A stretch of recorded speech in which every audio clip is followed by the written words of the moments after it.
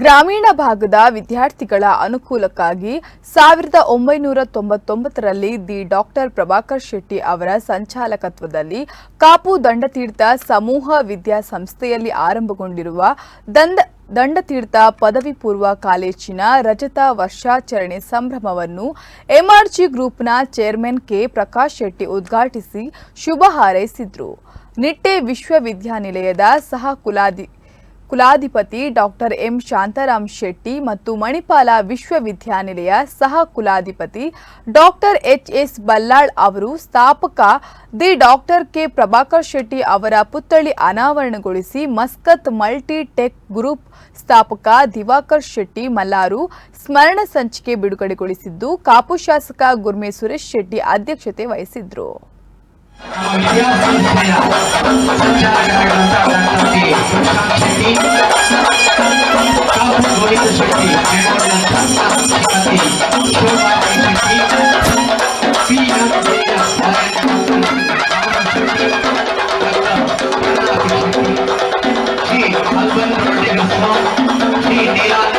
ನಮ್ಮ ಜೊತೆಯಲ್ಲಿ ಆಗಮಿಸುವಂತ ನಾವೆಲ್ಲ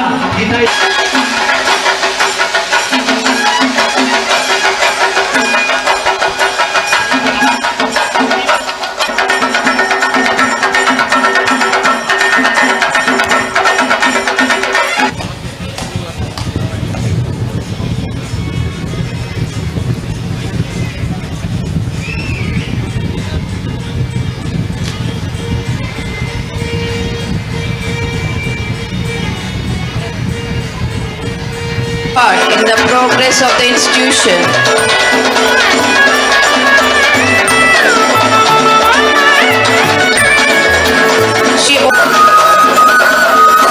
ಸಲಹೆ ನಿಮಗೆ ತುತ್ತು ಅನ್ನ ಕೊಟ್ಟು ಅಂಬೆಗಾಲಲ್ಲಿ ನಡೆಸಿ ನಿಮ್ಮನ್ನು ಬೆಳೆಸಿ ನಿಮಗೆ ವಿದ್ಯೆಯನ್ನು ಕೊಟ್ಟಂತ ತಂದೆ ತಾಯಿಯವರಿಗೆ ಮಾತಾ ಪಿತೃರವರಿಗೆ ನಿಮ್ಮ ಋಣ ನಿಮಗೆ ಖಂಡಿತ ಇದೆ.